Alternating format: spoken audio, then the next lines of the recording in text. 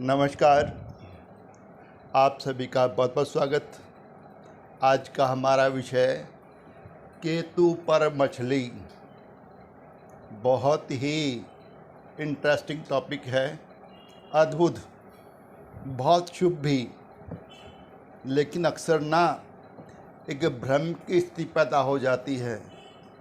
मैंने पहले वीडियो बनाए हैं, आज फिर मैं इस टॉपिक पर एक प्रकाश डालने जा रहा हूँ।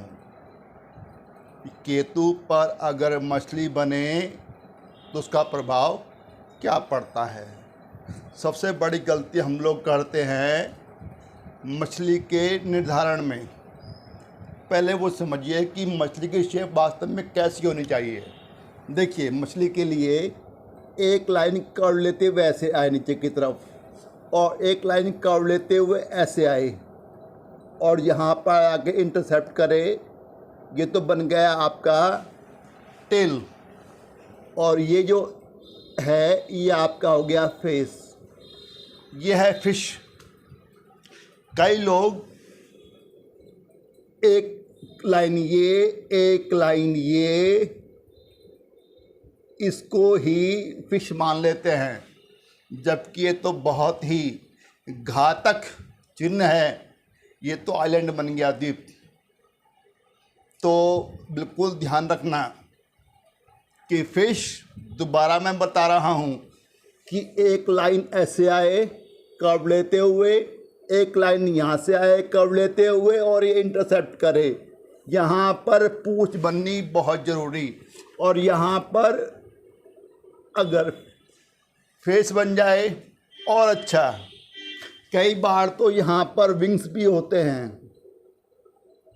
कई बार यहाँ पर आँख भी बनी होती है, लेकिन द्वीप और फिश में अंतर का ध्यान रखना बहुत ही ज़रूरी है।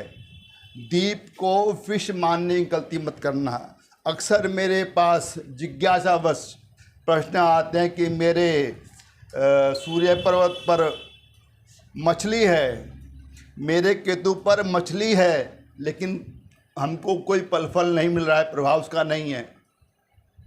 जब मैं गौर करता हूँ तो पाता हूँ कि अपोलो पर, सूर्य पर्वत पर फिश वो है ही नहीं ना।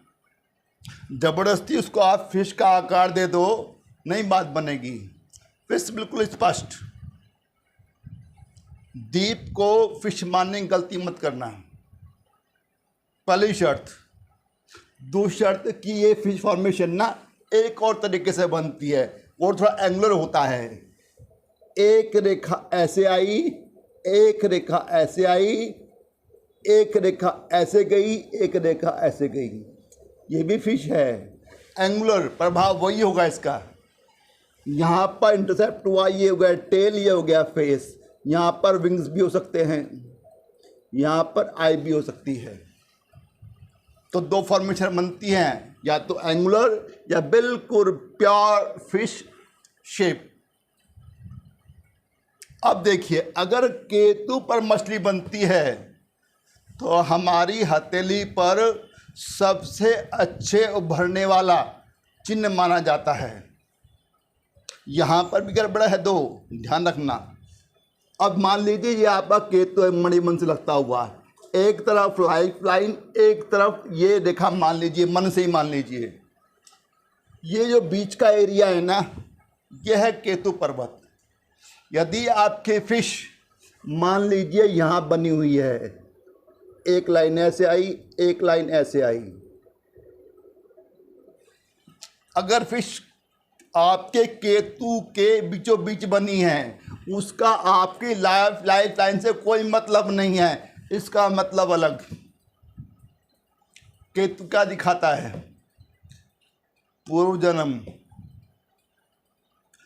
जन्म के पाप और पुण्य कर्म, साथ में हमारा बचपन, साथ में पूजा पाठ, धार्मिकता, योग, मोक्ष, ध्यान, इस तरफ भी केतु इशारा करता है।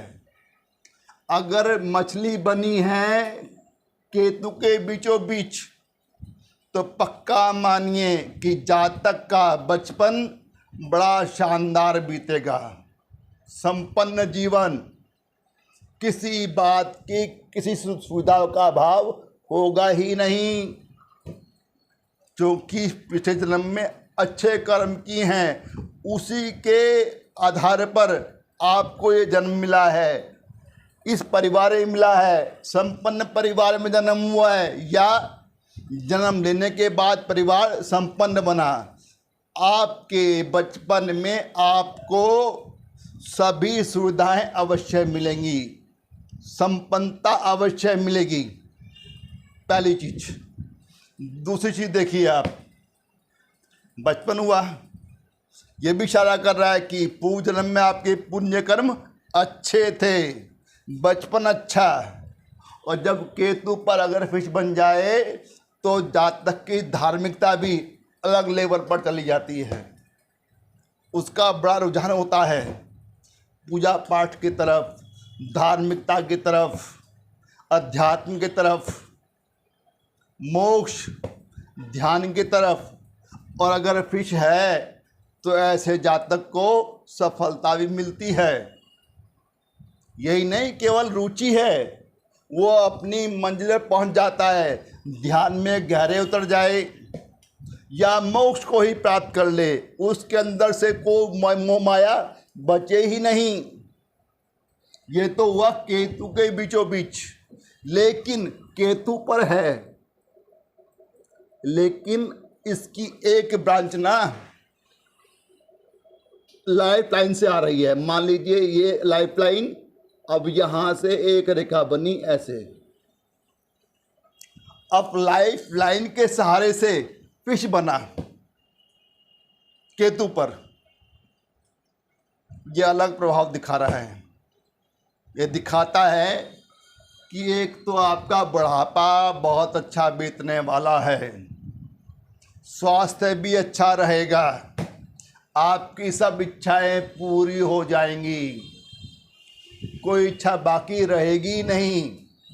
और उसके बाद आदमी का झुकाव धार्मिकता की तरफ हो जाता है, अध्यात्म की तरफ हो जाता है, ध्यान की तरफ हो जाता है, मोक्ष की तरफ हो जाता है। कुल मिलाकर बुढ़ापा बहुत ही शानदार। लाइफ लाइन पर फिश बनी केतु पर तो आपका बुढ़ापा शानदार। अगर केतु के बीचों बीच बनी तो बचपन शानदार, पूरी जिंदगी संपन्नता, खासकर बचपन तो खास संपन्न। उसके बाद आपका रुझान पूजा पाठ, धार्मिकता, आध्यात्मिकता, ध्यान, मोक्ष की तरफ जाएगा और आपको सफलता भी मिलेगी।